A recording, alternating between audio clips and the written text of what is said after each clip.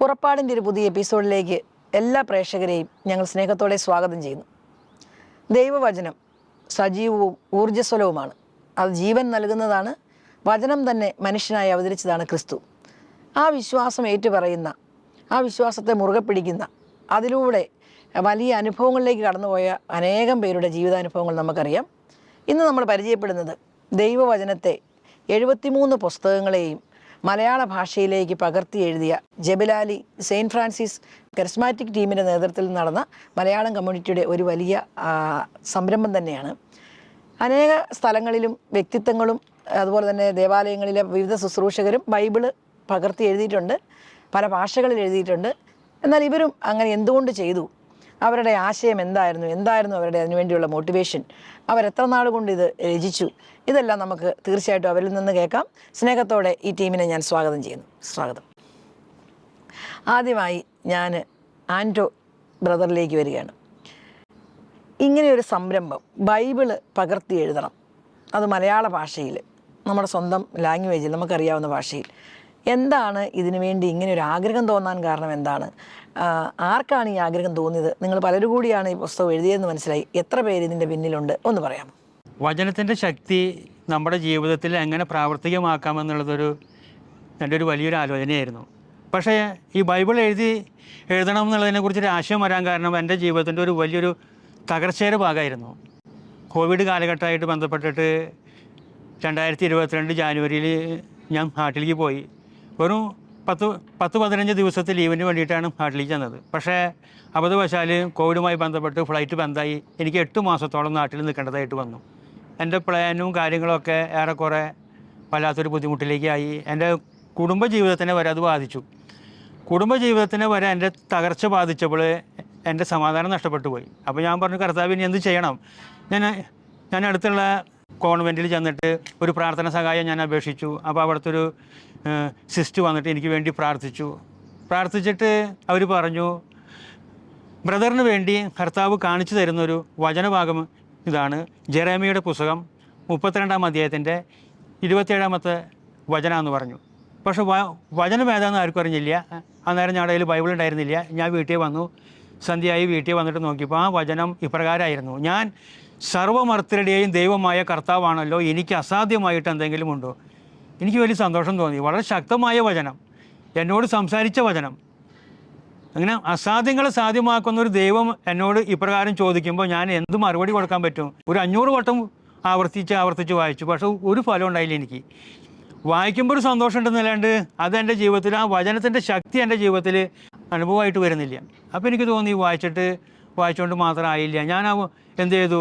ശക്തമായൊരു വചനമാണല്ലോ, ഈ വചനത്തിന് ശക്തി ഉണ്ടെങ്കിൽ അത് എൻ്റെ ജീവിതത്തിൽ നിറവേറുക തന്നെ വേണം എന്നുള്ളൊരു പ്രത്യാശയോട് കൂടി ഞാൻ ആ വചനഭാഗം 1000 വട്ടം എഴുതാനായിട്ട്, ജീവിതത്തിൽ ആദ്യമായിട്ടാണ് ഞാൻ വചനം അങ്ങനെ എഴുതാനായിട്ട് ആരംഭിച്ചത്. 1000 വട്ടം ഞാൻ എഴുതിയിട്ട് ആരംഭിച്ചു. 1000, 800 കഴിഞ്ഞു, 900 കഴിഞ്ഞു. അതിൻ്റെ അവസാന ഭാഗങ്ങളൊക്കെ എത്തിയപ്പോൾ എനിക്ക് കമ്പനിയിൽ നിന്ന് ഒരു ഫോൺ കോൾ വന്നു. നിങ്ങളുടെ ടിക്കറ്റൊക്കെ ഞങ്ങൾ ഓക്കെ ആക്കിയിട്ടുണ്ട്, നിങ്ങൾ തിരിച്ചു വരാൻ പറ്റും, പിന്നെ പോലെ ഫ്ലൈറ്റും കാര്യങ്ങളൊക്കെ ഉണ്ട്. അങ്ങനെ എല്ലാ കാര്യത്തിനും ഒരു സമാധാനത്തിൻ്റെ ഒരു അവസ്ഥ വന്നു തുടങ്ങി. അപ്പോൾ എനിക്ക് തോന്നി, കർത്താവ് ഈ വചനം എഴുതിയപ്പോൾ എൻ്റെ ജീവിതത്തിൽ ആദ്യമായിട്ടാണ് എഴുതിയത്. അങ്ങനെ ഞാൻ എഴുതുമ്പോൾ ആ വചനം നമ്മൾ ഓരോ വട്ടം എഴുതുമ്പോഴും ഒരു പ്രത്യേകത എൻ്റെ മനസ്സിന് അനുഭവം ഉണ്ടായിരുന്നു. എന്നാൽ എല്ലാതും ഓക്കെ ആയി. ഞാൻ ദുബായിക്ക് വന്നു. ഞങ്ങളുടെ പ്രാർത്ഥന കൂട്ടായ്മ വീണ്ടും വളരെ സജീവമായിട്ട് മുന്നോട്ട് വന്നപ്പോൾ ഞാൻ ഈ ആശയം വെച്ചു. അപ്പോൾ എല്ലാവരും അതിന് സപ്പോർട്ട് ചെയ്തു. എല്ലാവർക്കും വളരെ സന്തോഷമായിട്ട് തോന്നി. അപ്പോൾ ഞങ്ങൾ ആദ്യം വിചാരിച്ചത് മത്തായിയുടെ സുവിശേഷം തൊട്ട് എഴുതാമെന്നാണ്. പക്ഷേ അതല്ല, നമുക്ക് ഉൽപ്പത്തി മുതൽ വെടിപാട് വരെ നമുക്ക് ബൈബിൾ ഫുള്ളായിട്ടും പകർത്തി എഴുതാനായിട്ട് സാധിക്കും. അങ്ങനെ ഒരു തീരുമാനം എടുത്തു. അതിനുവേണ്ടി പരിശ്രമിച്ചു. അതിനുവേണ്ടി ഒക്കെ ഞങ്ങൾ ഒരു 155 ഫാമിലി, കുടുംബങ്ങളും വ്യക്തികളൊക്കെ ആയിട്ട് ബൈബിൾ എഴുതി അത് പൂർത്തീകരിക്കാനായിട്ട് ഞങ്ങൾക്ക് സാധിച്ചു. ആ ബൈബിൾ എഴുതിയപ്പോൾ തന്നെ അതിൽ ഒത്തിരി പേർക്ക് എഴുതിയതിൻ്റെ ഫലമായിട്ട് ഒത്തിരി അനുഭവങ്ങളും ഒത്തിരി അത്ഭുതങ്ങളും ഒത്തിരി ദൈവത്തിൻ്റെ ഇടപെടലൊക്കെ അനുഭവിക്കാനായിട്ടും സാധിച്ചു. വളരെ സന്തോഷം. ഒരു വ്യക്തിയുടെ അനുഭവമാണ് പറഞ്ഞത്. എന്നാൽ ഇതിൻ്റെ അകത്ത് 2 കാര്യമാണ്. ഇപ്പോൾ നാളെ നമുക്ക് തോന്നും, ഒരാൾ ബൈബിള് വചനം എഴുതിയാൽ എല്ലാ പ്രശ്നങ്ങളും തീരുമോ? അദ്ദേഹത്തിൻ്റെ സാക്ഷ്യം എന്ന് പറയുന്നത്, അദ്ദേഹം ആ വചനം എഴുതിയാൽ അല്ലെങ്കിൽ ആ വചനം എൻ്റെ ജീവിതത്തിൽ പ്രവർത്തിക്കുമെന്ന് വിശ്വസിച്ചുകൊണ്ട്, അതായത് നമ്മുടെ ജീവിതത്തിൽ ഒരു പ്രതീക്ഷയും ഇല്ലാത്ത സ്ഥലത്താണ് ഈ വചനത്തിൻ്റെ ഒരു ശക്തി ചിലപ്പോൾ തിരിച്ചറിയുക. എല്ലാ സൗകര്യങ്ങളും ഉള്ളപ്പം വചനമൊക്കെ ചിലപ്പം നമുക്കൊന്നുമല്ലാതെ പോകും. പക്ഷേ നിസ്സഹായനായി നിൽക്കുമ്പോൾ എല്ലാ മർത്യരുടെയും ദൈവം ഞാൻ ഉള്ളപ്പോൾ നീ എന്തിനു ഭയപ്പെടുന്നു എന്നുള്ള ചോദ്യം സ്വന്തമായി മാറും. ആ സ്വന്തം ജീവിതത്തിലേക്ക് അനുഭവമായി മാറുമ്പോൾ അത് അനേകർക്ക് അനുഗ്രഹമാകണമെന്ന് ആഗ്രഹിച്ചതിൻ്റെ ഫലമാണ് ഈ എഴുതണമെന്ന് ആഗ്രഹിച്ചതും അതിനുവേണ്ടി ആൾക്കാരെ കണ്ടുപിടിച്ചതും. അതിലൂടെ ദൈവം ഇടപെടുന്ന വഴികളാണ് അദ്ദേഹം വിശ്വസിക്കുകയാണ് അദ്ദേഹത്തിൻ്റെ ജോലി തിരിച്ചു കിട്ടിയതുമൊക്കെ. അപ്പം വചനത്തിന് ശക്തിയുണ്ട്, എന്നാൽ അത് ജീവിതത്തിൽ പ്രാവർത്തികമാകുന്നത് പല വിധത്തിലും പല സമയത്തുമാണ്. എന്നാൽ ഇദ്ദേഹത്തിൻ്റെ സാക്ഷ്യം വളരെ സന്തോഷമായിട്ട് തോന്നുകയാണ്. തിരിച്ച് ഞാൻ ആൻ്റണി ബ്രദറിലേക്ക് വരികയാണ്. ഈ യാത്രയിൽ കൂടെ ഉണ്ടായിരുന്നു. എത്ര പുസ്തകം എഴുതാൻ പറ്റി, അല്ലെങ്കിൽ എന്തായിരുന്നു ഇതിൻ്റെ മോട്ടിവേഷൻ, എങ്ങനെ ഇതിന് സമയം കണ്ടെത്തി? ആൻ്റെ ബ്രദർ പറഞ്ഞ പോലെ ഈ ആശയം മനസ്സിൽ വന്നു കഴിഞ്ഞപ്പോൾ, നമുക്ക് ബൈബിൾ എഴുതുന്ന ആശയം മനസ്സിൽ വന്നു കഴിഞ്ഞപ്പോൾ നമുക്കൊരു ഡേറ്റ് തീരുമാനിക്കാനായിട്ട് വളരെ പെട്ടെന്ന് പറ്റിയില്ല. പിന്നെ നമ്മൾ നോക്കുമ്പോൾ നല്ലൊരു ദിവസം തിരഞ്ഞെടുക്കാൻ നമ്മൾ ആഗ്രഹിച്ചപ്പോൾ മാർച്ച് 19 നമ്മുടെ യോസേപ്പിതാവിൻ്റെ മരണത്തിരുന്നാളിനോടനുബന്ധിച്ച് സ്റ്റാർട്ട് ചെയ്യാൻ നമ്മൾ തീരുമാനിച്ചു. അങ്ങനെ ബൈബിൾ എഴുതാൻ ആരംഭിച്ചു. അതിൽ നമ്മൾ ആദ്യം നോക്കുമ്പോൾ വളരെ കുറച്ച് പേര് അതിൽ പങ്കെടുക്കാനുണ്ടായിരുന്നുള്ളൂ. പക്ഷേ ദൈവം സഹായിച്ച് മുന്നോട്ട് ഒരുപാട് പേര് കടന്നു വന്നു. അങ്ങനെ 153 പേരോളം ഈ ശുശ്രൂഷയിൽ പങ്കെടുത്തു. അതിൻ്റെ പ്രകാശനം നമുക്ക് സാധ്യമായത് ഒക്ടോബർ 23-ാം തീയതിയാണ്. അതെ, ഞാൻ ആന്റണി ചേട്ടനിലേക്ക് ഒന്നുകൂടെ വരികയാണ്. നാട്ടിൽ എവിടെയാണ്, കുടുംബം, അതും കൂടെ ഒന്ന് പറയാമോ? തൃശ്ശൂർ ജില്ലയിലെ ഇയ്യാല് പഞ്ചായത്തിലാണ്. ഇയ്യാല് ദേവാലയത്തിൻ്റെ അടുത്താണ് ഞാൻ എൻ്റെ ഭാര്യയും മക്കളും അപ്പച്ചനൊക്കെ താമസിക്കുന്നത്. ഓക്കെ, ഇവിടെ വന്നിട്ട് എത്ര വർഷമായി? ദുബായിൽ വന്നിട്ട് ഞാനിപ്പോൾ ശരിക്കും 25 വർഷമായി. 25ാമത്തെ വർഷമാണത്. 25 വർഷം മരുഭൂമിയിലെ ഒരു ജീവിതം തന്നെയാണ്. പക്ഷേ ഇവിടെ വിശ്വാസം വളരെ ബലമുള്ളതാണ്. അതിലൂടെ ദൈവം നടത്തുന്ന വഴികളും ബലമുള്ളത് തന്നെയാണ്. തീർച്ചയായിട്ടും വിശ്വസിക്കുന്നത്. ആന്റണി ബ്രദർ എത്ര നാളായി ഇവിടെ വന്നിട്ട്? ഞാനിവിടെ എത്തിയത് 2000-ലാണ്. 22 വർഷത്തോളമായി. ഭാര്യയുണ്ട്, 2 മക്കളുണ്ട്. മക്കൾ 2 പേരും ഇവിടെ തന്നെ ഉണ്ട്. മൂത്ത മോള് മാരീഡായി, അവരും ഹസ്ബൻഡ് ഇവിടെ തന്നെ താമസിക്കുന്നു. ഇളയ മകൻ +2 പഠിക്കുന്നു. ഓക്കെ, അടുത്ത് ഞാൻ വരുന്നത് സാജു ബ്രദറിലേക്കാണ്. കുറച്ച് കാലഘട്ടം ദുബായ് വിവിധ ശുശ്രൂഷകൾ ചെയ്തു. ഇപ്പോൾ ജബിലാലി സെയിൻറ്റ് ഫ്രാൻസിസ് ദേവാലയത്തിൻ്റെ ഭാഗമാണ്. അപ്പോൾ വചനം, അതായത് കരിസ്മാറ്റിക് ടീമിനോട് ശക്തമായി ചേർന്ന് പ്രവർത്തിച്ചുകൊണ്ട് തന്നെ വചനത്തിൻ്റെ ശക്തിയും അതിൻ്റെ കൃപയും എല്ലാം തിരിച്ചു പറയാം. ഈ വചനം എഴുതിയത്, അതായത് നമ്മൾ ദുബായിലും എഴുതിയിട്ടുണ്ട് പല ഭാഷകളിലായിട്ട്. ഇവിടെ മലയാള ഭാഷയിൽ നമ്മൾ കണ്ടപ്പോൾ തന്നെ വളരെ സന്തോഷം തോന്നി. നമ്മുടെ ഭാഷയിൽ അത് മുഴുവൻ വിവിധ ഹാൻഡ് റൈറ്റിൽ പകർത്തിയിരിക്കുക മനോഹരമായിട്ട്. ഈ യാത്രയിൽ ചില അനുഭവങ്ങൾ നിങ്ങൾക്ക് ഉണ്ടായി കാണും. ചിലപ്പോൾ ഇത് എഴുതാൻ ആഗ്രഹിച്ചവർക്ക് എത്താൻ പറ്റാതെ വന്നിട്ട് കാണും, ഓർക്കാത്തവർ പലരും എഴുതി കാണും, അവരുടെ അനുഭവങ്ങൾ കാണും. അങ്ങനത്തെ കാര്യങ്ങൾ കുടുംബത്തെ പരിചയപ്പെടുത്തിക്കൊണ്ട് ഒന്ന് പറയാം. ഞാൻ സാജു ജോസഫ്. എൻ്റെ സ്വദേശം പാലാ രൂപത മാൻമട്ട ഇടവകയാണ്. ഇതെൻ്റെ വൈഫ് ഷൈജ, 2 മക്കൾ. ഞാനിവിടെ ദുബായിലായിട്ട് 25 വർഷം കഴിഞ്ഞു. ഇവിടുത്തെ കരിസ്മാറ്റിക് കൂട്ടായ്മയോട് ചേർന്ന് പ്രവർത്തിക്കാൻ മാക്സിമം ഞാൻ ട്രൈ ചെയ്യുന്നുണ്ട്. അപ്പോൾ ഈ സമയത്ത് ഇവിടെ പല ശുശ്രൂഷകൾ നടന്നു വരുന്നു. അപ്പോൾ അതിന് പ്രധാനമായിട്ട് ഇപ്പോൾ ഈ ബൈബിളിൻ്റെ കാര്യം നടന്നു. അതിലേക്ക് പല വ്യക്തികൾ കടന്നു വന്നിട്ടുണ്ട്. അവരെ പലർക്കും പലവിധമായ അനുഭവങ്ങൾ ലഭിച്ചതായിട്ട് നമുക്ക് കാണുന്നുണ്ട്. പ്രത്യേകമായിട്ട് ഇതിൽ എഴുതാൻ പലരും തൽപരരായിരുന്നില്ല, അല്ലെങ്കിൽ മുമ്പോട്ട് വരാത്തവർ പെട്ടെന്ന് ഒത്തിരി പേര് കടന്നു വരികയും ആവേശത്തോടു കൂടി എഴുതുകയും ഒരു ദിവസം കൊണ്ടുപോയി അടുത്ത ദിവസം തന്നെ മുഴുവൻ എഴുതിക്കൊണ്ട് വരുന്ന വ്യക്തികളെ നമുക്ക് കാണാൻ സാധിച്ചു. ഞങ്ങൾ രണ്ടാമത് ഒരു ടീമായിട്ടിരുന്ന് മുഴുവൻ വായിച്ച് തെറ്റ് തിരുത്തി എഴുതേണ്ടത് രണ്ടാമത് എഴുതി, അങ്ങനെയൊക്കെയാണിത് തയ്യാറാക്കിയത്. വ്യക്തിപരമായ ജീവിതത്തിൽ വലിയ ഒരു അനുഭവമായിരുന്നു ഇത് സമ്മാനിച്ചത്. എൻ്റെ ഭവനത്തിലാണ് ഇത് ഇന്ന് ചെയ്യാനുള്ളൊരു കൃപ കിട്ടിയത്. ആ സമയത്ത് വ്യക്തിപരമായ ജീവിതത്തിൽ എനിക്ക് ഒത്തിരി കൃപകൾ ലഭിച്ചു. എൻ്റെ ജോലി മേഖലയിൽ ആ സമയത്ത് ഒരു ഉയർച്ചയുടെ ഒരു മേഖല കണ്ടെത്തി. അതുപോലെ പല വ്യക്തികളുടെയും കാര്യത്തിൽ നമ്മൾ ഇതുപോലെ കാണുന്നുണ്ട്. ഞങ്ങൾ ഈ ബൈബിൾ എഴുതാൻ തീരുമാനിച്ചപ്പോൾ എടുത്തൊരു 2 നിയോഗങ്ങളിൽ ഒന്നായിരുന്നു കുട്ടികളില്ലാത്ത ദമ്പതികൾക്ക് വേണ്ടി പ്രാർത്ഥിക്കുക. പ്രത്യേകമായിട്ട് 2 ദമ്പതികളെ ഞങ്ങളുടെ ഈ കൂട്ടായ്മയിലുള്ള 2 ദമ്പതികളെ പ്രത്യേകമായിട്ട് സമർപ്പിച്ച് ഞങ്ങൾ പ്രാർത്ഥിച്ചിരുന്നു.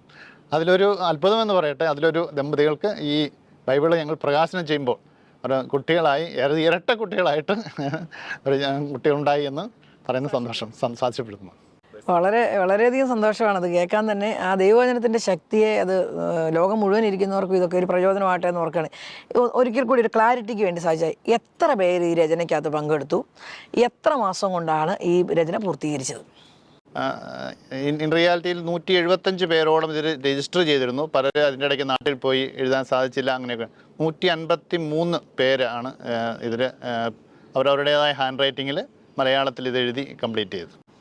153 പേരുടെ കൈ അക്ഷരങ്ങൾ ഈ ബൈബിളിൽ പതിഞ്ഞിരിക്കുകയാണ്.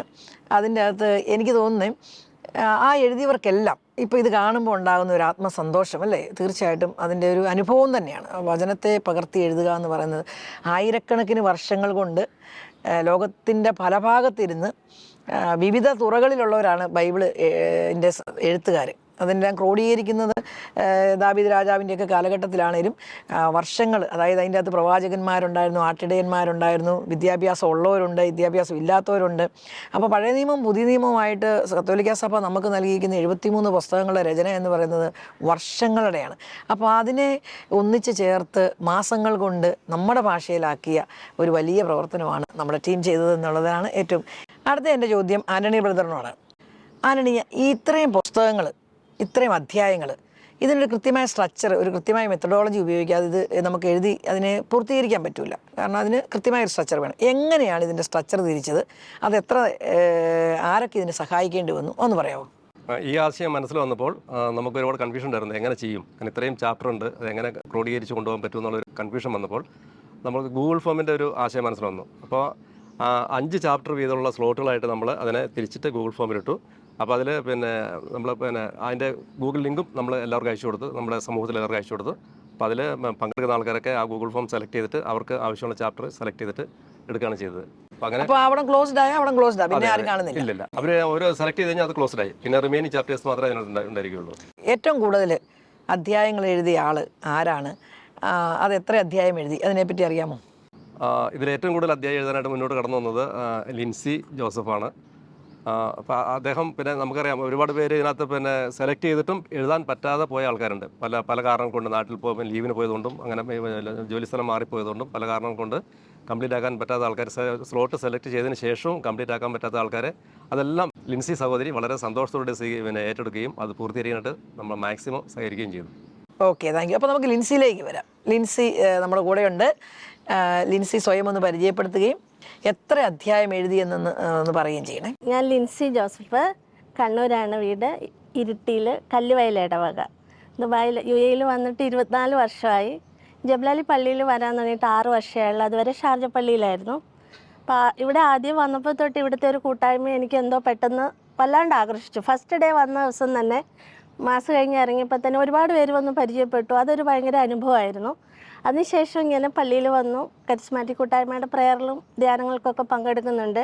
അങ്ങനെ ഒരു ദിവസം ഇതിൽ കുർബാനയുടെ മധ്യത്തിൽ ഇങ്ങനെ പറഞ്ഞു, ഇങ്ങനെ ഒരു ബൈബിൾ എഴുതുന്നുണ്ട്, പകർത്തി എഴുതാനൊരു ആശയമുണ്ട്, ഇങ്ങനെ ഒരു ഗ്രൂപ്പ് ഫോം ചെയ്തിട്ടുണ്ട്, അതിൽ രജിസ്റ്റർ ചെയ്യാമെന്ന് പറഞ്ഞു. അപ്പോൾ അത് എങ്ങനെ പെട്ടെന്ന് ഞാൻ ആഗ്രഹിച്ച ഒരു കാര്യം പെട്ടെന്ന് എന്നോട് വന്നതുപോലെ എനിക്കത് ഫീൽ ചെയ്തു. കാരണം ഞാനിങ്ങനെ പലരും ബൈബിൾ എഴുതിയത് കേട്ടിട്ടുണ്ടായിരുന്നു, എഴുതണം എന്ന് ആഗ്രഹം ഉണ്ടായിരുന്നു. ഇതെങ്ങനെ എഴുതണം, ഇതിനുള്ള പേപ്പർ എങ്ങനെ, അല്ല ഇത് എഴുതുന്നതിന് എന്തെങ്കിലും മെത്തേഡ് ഉണ്ടോ, ഇതൊന്നും അറിയത്തില്ലായിരുന്നു.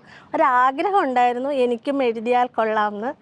അങ്ങനെ ഞാൻ ആ ഗ്രൂപ്പിൽ ജോയിൻ ചെയ്തു. ഞങ്ങൾക്കൊരു വാട്സപ്പ് ഗ്രൂപ്പ് ഉണ്ടാക്കി, റഹ്മ 2022 എന്നും പറഞ്ഞ്. അപ്പോൾ അതിൽ ജോയിൻ ചെയ്ത് കഴിഞ്ഞാൽ ഇവർ കോർഡിനേറ്റേഴ്സിനെയൊക്കെ വിളിച്ച് ചോദിച്ചു, ഒരു ബുക്ക് മൊത്തം, ഒരു പുസ്തകം എനിക്കായിട്ട് എഴുതാൻ പറ്റുമോ എന്ന് ചോദിച്ചു. അപ്പോൾ ഇവർ പറഞ്ഞു എല്ലാവർക്കും നമുക്ക് അവസരം കൊടുക്കാം, ഓരോരോ സ്ലോട്ടായിട്ട് എഴുതാമെന്ന് പറഞ്ഞു. അപ്പം ഞാൻ ആദ്യം നമുക്കിഷ്ടമുള്ള സ്ലോട്ട് സെലക്ട് ചെയ്യാമായിരുന്നു. ഞാൻ ഒരു സ്ലോട്ട് സെലക്ട് ചെയ്തു. അപ്പം ഞാൻ പെട്ടെന്ന് തന്നെ അത് എഴുതി. എനിക്ക് പെട്ടെന്ന് എഴുതാൻ പറ്റി. കുറച്ച് മിസ്റ്റേക്കൊക്കെ ആദ്യം വന്നു, വീണ്ടും ഞാനത് തിരുത്തി എഴുതുകയൊക്കെ ചെയ്തു. അപ്പോൾ രാത്രിയിലാണ് ഞാനിത് കൂടുതലായിട്ട് എഴുതിയത്. കാരണം ഹസ്ബൻഡ് കുറേ സമയം ഇരുന്ന് വർക്ക് ചെയ്യുന്ന ആളാണ്, ഫുൾ ടൈം ലാപ്ടോപ്പ് കമ്പ്യൂട്ടർ അങ്ങനെ പോകുന്ന ആളാണ്. അപ്പോൾ ആ സമയത്ത് ഞാനിരുന്ന് എഴുതി. അപ്പം മക്കളും ഹസ്ബൻഡും ഭയങ്കര സപ്പോർട്ടായിരുന്നു. അമ്മ ഇനി എഴുതിക്കോ, അമ്മ ഇനി എഴുതിക്കോ എന്ന് പറഞ്ഞു. മോനാണേലും ഹസ്ബൻഡാണേലും എനിക്ക് വേണ്ട മെറ്റീരിയലൊക്കെ ഇവരുടെ അടുത്തൊക്കെ പോയി കളക്ട് ചെയ്ത് കൊണ്ടുതരാനൊക്കെ നന്നായിട്ട് സഹായിച്ചു. പിന്നെ നല്ലൊരു അനുഭവമായിരുന്നു. ഇത് എഴുതിയപ്പം കുറച്ചും കൂടെ ഉള്ളിലേക്ക് ആ വചനം വന്നതുപോലെ എനിക്ക് തോന്നിയിട്ടുണ്ട്. ഒത്തിരി സന്തോഷവും ഒരു മനസ്സിന് നല്ല സമാധാനം തോന്നിയൊരു ദിവസങ്ങളായിരുന്നു അത്. ഇപ്പോഴും സമാധാനമുണ്ട്. അതെ, വളരെ സന്തോഷം നമുക്കും കേട്ടിട്ട്. അതോടൊപ്പം എൻ്റെ ചോദ്യം, എത്ര അധ്യായം എഴുതി എന്ന് ഓർക്കുന്നുണ്ടോ? ഞാൻ 13 സ്ലോട്ടാണ് എടുത്തത്. 60 അധ്യായങ്ങൾ ഏതൊക്കെയാലും എഴുതിയിട്ടുണ്ട് അല്ലേ? 60 അധ്യായങ്ങൾ വിവിധ പുസ്തകങ്ങളിൽ നിന്ന് അല്ല. അതിൽ വേറൊരു അനുഭവം, ബൈബിൾ വായിക്കുമ്പം പഴയ നിയമമാണെങ്കിലും അതായത് സംഖ്യ അങ്ങനെയുള്ള ഭാഗങ്ങൾ അതിന്റെ അർത്ഥം നമുക്ക് മനസ്സിലാക്കാൻ നമുക്ക് ഇഷ്ടമില്ല. അത് എഴുതാൻ വന്നു. അതായത് ആരും എഴുതാതെ ഇതേപോലെ അവർക്ക് സാഹചര്യം കൊണ്ട് എഴുതാൻ പറ്റാതെ വന്ന സ്ലോട്ട് ഞാനത് എടുത്ത് എഴുതി. അപ്പം അതോടുകൂടി ആ പുസ്തകത്തിനോടൊരു ഇഷ്ടമായോ? തോന്നി. അതായത് വായിക്കാൻ ഒരിക്കലും ബൈബിൾ വായിക്കാൻ എടുക്കുമ്പോൾ ഇത് വേണ്ടാന്ന് പറഞ്ഞ് ഞാൻ മാറ്റി വെച്ചിട്ടുണ്ടായിരുന്നു. അത് ഞാൻ എഴുതാൻ അവസരം കിട്ടി. അതൊരു വലിയ അനുഭവം തന്നെയാണ്. ഇതിൽ നമ്മൾ തീർച്ചയായിട്ടും ഈ കേൾക്കുന്ന ലക്ഷക്കണക്കിന് ജനങ്ങൾ ശാലോം ടി വിയുടെ പ്രേക്ഷകരുണ്ട്. ഈ പറഞ്ഞതിനെ ഒന്നുകൂടെ എൻ്റെ ജീവിതത്തിൽ നിന്നും കൂടെ ഞാൻ പറയുകയാണ്. നമ്മൾ 73 പുസ്തകവും കൂടെ വായിച്ച് പല പ്രാവശ്യം ധ്യാനിക്കുമ്പോഴാണ് രക്ഷകനായ ക്രിസ്തുവിൻ്റെ ചരിത്രം എങ്ങനെയാണ് ഓരോ പുസ്തകത്തിലും ആലേഖനം ചെയ്യപ്പെട്ടിരിക്കുക. ഒരു സമയത്ത് പ്രവചനമാണെങ്കിൽ അടുത്ത സമയത്ത് രക്ഷകനെ ഇൻട്രൊഡ്യൂസ് ചെയ്യുകയാണ്, അടുത്ത സമയത്ത് ആ രക്ഷകൻ്റെ പ്രാധാന്യത്തെ പറയുകയാണ്, അടുത്ത സമയത്ത് ഇസ്രായേൽ ജനത്തിനെ നയിച്ച ദൈവത്തിൻ്റെ പരിപാലനം പറയുകയാണ്. ഇങ്ങനെ ഇതെല്ലാം നമുക്ക് പറഞ്ഞു തരുന്ന ഓരോ പുസ്തകവും ഓരോ വരികളും അതിനെല്ലാം അതിൻ്റെ അർത്ഥമുണ്ട്. നമുക്ക് ഏറ്റവും മനസ്സിലാകാത്ത ചില പുസ്തകങ്ങളാണ് ഈ പറഞ്ഞ സംഖ്യാ പുസ്തകം, അല്ലെങ്കിൽ ചില പ്രവചന പുസ്തകം. ഇതെന്താ യേശയ്യ പറഞ്ഞേക്കുന്നത്, ജെറമിയ പറഞ്ഞേക്കുന്നത്, നമുക്കൊന്നും മനസ്സിലാവില്ല. പക്ഷേ അതിലെല്ലാം ദൈവത്തിൻ്റെ കയ്യൊപ്പാണ് നിൽക്കുന്നത്. അങ്ങനെ നല്ല കൃത്യമായ സെലക്ഷനോട് കൂടിയാണ് സഭ ഈ പുസ്തകങ്ങൾ 73 നമുക്ക് തന്നിരിക്കുന്നത്. അപ്പോൾ ഇതും നല്ലൊരു ഇൻഫോർമേഷനാണ്. ഒരുപക്ഷെ മാറ്റിക്കളഞ്ഞിരുന്ന പുസ്തകങ്ങളെ പോലും അതിനെ എഴുതാനുള്ള ഭാഗ്യം കിട്ടിയപ്പോൾ അതിനെ സ്നേഹിക്കാനുള്ള ഭാഗ്യം കൂടെ കിട്ടി എന്നുള്ളത് വളരെ സന്തോഷം. ഇനി നമ്മളോടൊപ്പം ഉള്ളത് സ്വപ്ന സാബുവാണ്. ഒന്ന് പരിചയപ്പെടുത്തുകയും അതോടൊപ്പം ഈ യാത്രയിൽ എന്തൊക്കെ ചെയ്യാൻ പറ്റി, ഇതെങ്ങനെ എഴുതാൻ സമയം കണ്ടെത്തി, ജോലി ചെയ്യുന്നുണ്ടോ ഒന്ന് പറയാം. എൻ്റെ പേര് സ്വപ്ന സാബു. ഞാൻ ഫാമിലിയായിട്ട് ഇവിടെ താമസിക്കുന്നു. ഞാൻ നേഴ്സാണ്. കുറേ വർഷമായിട്ട് വർക്ക് ചെയ്യാണ്ട് മക്കളെ നോക്കിയിരിക്കുന്നു. എത്ര മക്കളുണ്ട്? 3 മക്കൾ. ഇളയ മോള് മാത്രമേ ഇപ്പോൾ കൂടെയുള്ളൂ. ബാക്കി 2 പേരും നാട്ടിൽ പഠിക്കുന്നു. ഇവിടെയായിരുന്നു 12ാം ക്ലാസ് വരെ പഠിച്ചുകൊണ്ടിരുന്നത്. ഹസ്ബൻഡ് മാത്രമേ വർക്ക് ചെയ്യുന്നുള്ളൂ. എനിക്കും മോൾക്കുമാണ് ഈ വചനം എഴുതാനുള്ള ഭാഗ്യം ലഭിച്ചത്. അതിനൊത്തിരി നന്ദി പറയുകയാണ് ഈശോയോട്. നാട്ടിലെവിടെയായിരുന്നു? നാട്ടിൽ കണ്ണൂരാണ്. കണ്ണൂർ ചുങ്കക്കുന്ന് ഇടവകയാണ്. എത്ര വർഷമായി ഈ ദേവാലയത്തിൽ വന്നിട്ട്? 16 വർഷമായി. 16 വർഷമായി ഈ ദേവാലയത്തോട് ചേർന്ന് മക്കൾ 3 പേരും ഓൾട്ടർ സെർവേഴ്സ് ആയിരുന്നു ഇവിടെ. ഓക്കെ, 3 മക്കളും കുടുംബവുമായിരുന്നു ഇവിടെ ഉണ്ടായിരുന്നത്. തീർച്ചയായിട്ടും ഇതിൻ്റെ അകത്ത് ഈ ബൈബിൾ രചനാ യാത്രയിൽ ഇവരോടൊപ്പം ചേരാൻ സാധിച്ചു. എനിക്ക് ഏറ്റവും സന്തോഷം തോന്നുന്നത് എൻ്റെ മോളെയും കൂടെ അതിൽ പങ്കെടുപ്പിക്കാൻ സാധിച്ചല്ലോ എന്ന് ഓർത്തിട്ടാണ്. അത് നമുക്കും കേട്ടിട്ട് വളരെ സന്തോഷം. അബീന സാബു. നമുക്കും അത് കേൾക്കാൻ വളരെ സന്തോഷം. ഈ കാലഘട്ടത്തിൽ നമ്മുടെ തലമുറ ദൈവവചനത്തെയോ അതോടൊപ്പം തന്നെ ദൈവ ശുശ്രൂഷകളെയൊക്കെ നിസ്സാരമായി കാണുന്നൊരു കാലഘട്ടത്തിൽ നമ്മൾ ജീവിക്കുന്നത്, അല്ലെങ്കിൽ അവരെ അങ്ങനെയാണ് വളർന്നു പോകുന്നത്. പക്ഷേ ഇവിടെ വളരെയധികം വ്യത്യസ്തതയുണ്ട്. അവരെയും കൂട്ടിച്ചേർത്ത് നമ്മുടെ കരിസ്മാറ്റിക് ആണെങ്കിലും ക്രിസ്ത്യൻ ആണെങ്കിലും വിവിധ മിനിസ്ട്രികളാണെങ്കിലും പ്രത്യേകിച്ച് UAE യിലും മിഡിൽ ഈസ്റ്റിലൊക്കെ നമ്മൾ കാണുന്നുണ്ട്. നമ്മളുടെ കൂടെ ആ കുട്ടികളെയും ചേർത്താണ് നമ്മൾ കൊണ്ടു നടക്കുന്നത്. അതിൻ്റേതായ ഒരു വിശ്വാസ ചൈതന്യം ഇവിടുത്തെ കുഞ്ഞുങ്ങൾക്ക് നമുക്ക് കാണാറുമുണ്ട്. സാജു ബ്രദറെ, ഈ വചനരചനയിൽ നമ്മുടെ ഇവിടുത്തെ വൈദികർ അവരെ എങ്ങനെയൊക്കെ നമ്മളെ സപ്പോർട്ട് ചെയ്തു, ആരൊക്കെ ഉണ്ടായിരുന്നു, അതിൻ്റെ ബ്ലെസ്സിങ് എങ്ങനെയാണ് നടന്നത്, അതിനെപ്പറ്റി കൂടി ഒരു വൺ വേർഡിലൊന്ന് പറയാമോ? നമ്മുടെ ഈ ആശയം അവതരിപ്പിച്ചപ്പോൾ തന്നെ നമ്മുടെ മലയാളം കമ്മ്യൂണിറ്റിയുടെ ആത്മീയ ഗുരു അനൂപച്ചൻ വളരെ സന്തോഷത്തോടുകൂടി ഇതിനെ സ്വാഗതം ചെയ്യുകയും എല്ലാ സപ്പോർട്ടും ഞങ്ങൾക്ക് തരികയും ചെയ്തു. അതുപോലെ പ്രത്യേകമായിട്ട് നമുക്ക് ഇവിടുത്തെ പാരിഷ് പ്രീസ്റ്റ് ഒരു മലയാളി അച്ഛനാണ്, ആൻ്റണി അച്ഛൻ. ആൻ്റണി അച്ഛനും സർവാത്മന നമുക്ക് എല്ലാ സപ്പോർട്ടും നമുക്ക് തന്നു. അതുപോലെ നമ്മൾ ഇത് വെഞ്ചരിച്ച് പള്ളിയിൽ പ്രതിഷ്ഠിക്കാൻ വേണ്ടി വികാരിയച്ഛനാണ് നമുക്ക് അനുവാദം തരേണ്ടത്. അച്ഛൻ നമുക്ക് അനുവാദം തന്നു. പള്ളിയുടെ മണ്ഡലത്തിൽ നമുക്കിത് പ്രതിഷ്ഠിക്കാനുള്ള അനുവാദം എന്താ പറയുക, ആദ്യമായിട്ടാണ് ഒരു കമ്മ്യൂണിറ്റിയുടെ നേതൃത്വത്തിൽ എഴുതിയ ഒരു പ്രത്യേക ഭാഷയിൽ എഴുതിയ ഒരു ബൈബിൾ ഇങ്ങനെ പള്ളിയുടെ അങ്കണത്തിൽ സ്ഥാപിക്കാനുള്ള അനുവാദം നമുക്ക് ലഭിച്ചു. അതൊരു വലിയൊരു സപ്പോർട്ടാണ് സഭയുടെ ഭാഗത്തുനിന്ന്, അല്ലെങ്കിൽ വൈദികരുടെ ഭാഗത്തുനിന്ന് വലിയൊരു സപ്പോർട്ടാണ് നമുക്ക് ലഭിച്ചത്. വളരെ സന്തോഷം. ഏറ്റവും സ്നേഹം നിറഞ്ഞ സഹോദരങ്ങളെ, നമ്മൾ സമയം ഇല്ലാത്തവരാണ് നമ്മളെല്ലാവരും ഇന്ന്. ആർക്കും ഒന്നിനും സമയമില്ല. പക്ഷേ ദൈവത്തിനും ദൈവവചനത്തിനും സമയം കണ്ടെത്തിയ ജബിലാലി സെയിൻറ്റ് ഫ്രാൻസിസ് അസീസി ദേവാലയത്തിലെ സഹോദരങ്ങൾ, മലയാളം കമ്മ്യൂണിറ്റിയും കരിസ്മാറ്റിക് ടീമും എല്ലാം ഒന്നു ചേർന്ന് ചെയ്ത ഈ വലിയ ശുശ്രൂഷയെ പ്രാർത്ഥനയോടെ നമുക്കും കാണാം. ദൈവവചനത്തിന് അതിൻ്റേതായ ശക്തിയുണ്ട്. അത് ഏറ്റു പറയുമ്പോഴും അതൊരു വാക്ക് എഴുതുമ്പോഴും ഒക്കെ ദൈവം നമ്മളോട് ഉണ്ട്. ആ വചനമായ ക്രിസ്തു നമ്മെ നയിക്കുമെന്നുള്ള വലിയ വിശ്വാസത്തോടെ നമുക്ക് വീണ്ടും പുതിയൊരു എപ്പിസോഡിൽ കാണാം. നന്ദി.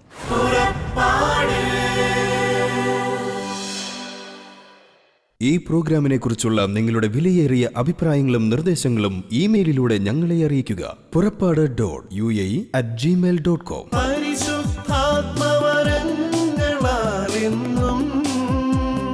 ഹൃദയത്തിനകതാരു നിറയ്ക്കും യാത്ര